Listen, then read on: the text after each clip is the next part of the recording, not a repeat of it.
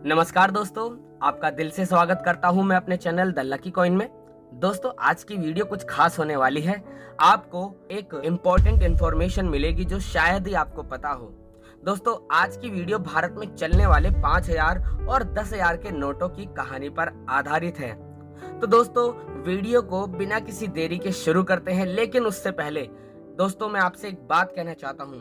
अगर आपने चैनल को सब्सक्राइब नहीं करा है तो प्लीज चैनल को सब्सक्राइब कीजिए, लाल बटन को हिट कीजिए और बेल आइकन दबाना प्लीज भूलिएगा मत, क्योंकि अगर मैं कभी आगे फ्यूचर में कोई वीडियो लाता हूं तो आपको एक नोटिफिकेशन मिल जाएगा।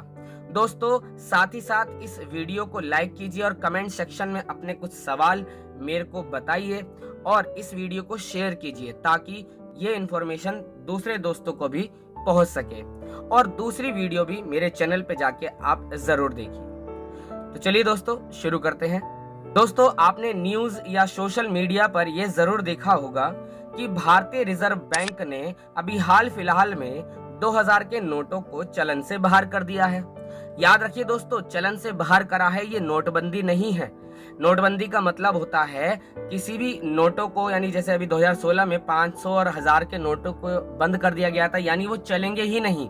लेकिन 2000 के नोट आप यूज कर सकते हैं, चलन में है। लेकिन सरकार ने यह आदेश दिया है जिन लोगों के पास भी 2000 के नोट हैं वो 30 सितंबर तक, यानी 30 सितंबर 2023 तक वे इन नोटों को अन्य नोटों से बदल सकते हैं या फिर अपने किसी बैंक अकाउंट में जमा कर सकते हैं। आज की जनरेशन इन 2000 के नोटों को ही देश का सबसे बड़ा नोट समझती है। यानी आप लोगों को ऐसा लगता होगा कि ये 2000 के नोट ही भारत में सबसे बड़े नोट हैं, लेकिन ये रियलिटी नहीं है। रियलिटी कुछ और है। एक ऐसा समय भी था जब 5000 और 10,000 के नोट भारतीय करेंसी का हिस्सा हुआ करते थे। जी हाँ, आपने सही सुना, चौंकिए मत। भारत में भी एक समय पर 5000 और 10,000 के नोट चला करते थे। यानी लोग बाग, बिजनेसमैन और बैंकों में इन 5000 और 10,000 के नोटों को भी देखा जा सकता था। सोच के देखिए, हाथ में 5000 का नोट ले जाते हुए कितना अजीब लगता होगा उस जमाने में। तो चलिए दोस्तों, अब हम जरा आगे यह जान लेते हैं कि आखिर कब और क्यों 5000 और 10,000 के नोट इंडिया में शुरू किए गए थे। इनके पीछे की कहानी को भी अब जान लेते हैं। देखिए, आरबीआई जो भारतीय रिजर्व बैंक है, जो भारत में करेंसी को जारी करने का जिम्मा लेता है, यानी भारतीय सरकार के आदेश अनुसार भारत में जितनी भी करेंसी, चाहे वो कॉइन्स हो चाहे वो नोट हो, उनको सर्कुलेशन में लाने का जिम्मेदारी जो होती है वो केवल आरबीआई यानी रिजर्व बैंक ऑफ इंडिया के पास होती है।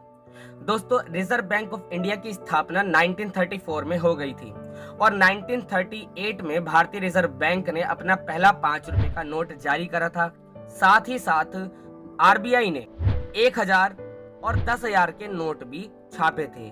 लेकिन भ्रष्टाचार, मनी लॉन्ड्रिंग का मतलब होता है जिसमें आप ब्लैक मनी को व्हाइट मनी में कन्वर्ट करते हैं। इसके अलावा टैक्स एवेशन, इसका मतलब होता है, टैक्स एवेशन का मतलब होता है टैक्स चोरी करना। यानी 1946 में जब ब्रिटिश सरकार थी, यानी अंग्रेजों की हुकूमत थी, तो जनवरी 1946 में काले धन से निपटने के उद्देश्य से अंग्रेजी सरकार ने इन नोटों को बंद कर दिया। देखा जाए तो आधुनिक काल में भारत की ये पहली नोटबंदी थी जो आजादी से ठीक 1 साल पहले हुई थी। इसमें 1000 व 10,000 के बड़े नोटों को बैन कर दिया गया था। दोस्तों, फिर आता है 15 अगस्त, वो दिन जब हमारा देश आजाद हुआ। 15 अगस्त 1947। आजादी मिलने के बाद आजाद भारत ने जब दोबारा से बड़े नोटों की जरूरत महसूस करी, तब वर्ष 1954 में नेहरू जी की सरकार थी। उस जमाने में ये घोषणा की गई कि 1000 और 5000 साथ ही साथ 10,000 के नोटों को दोबारा से छापा जाएगा। तो देखिए दोस्तों, घोषणा के बाद ये कार्यवाही की गई कि आरबीआई ने 1954 में 10,000, 5000 और 1000 के नोट छापे। ये नोट अगले कुछ वर्षों तक चलते रहे। लेकिन 1978 में जनवरी का वो महीना जब आकाशवाणी पर यह घोषणा की जाती है कि अब से 1000, 5000 और 10,000 के नोट बंद कर दिए गए। समझ गए दोस्तों, 1978 जनता पार्टी की सरकार थी और जमाने में प्रधानमंत्री थे मोरारजी देसाई जी। इन्होंने ही ये घोषणा करवाई थी कि 1000 और 5000 और 10,000 के नोट अब बंद कर दिए जाएंगे।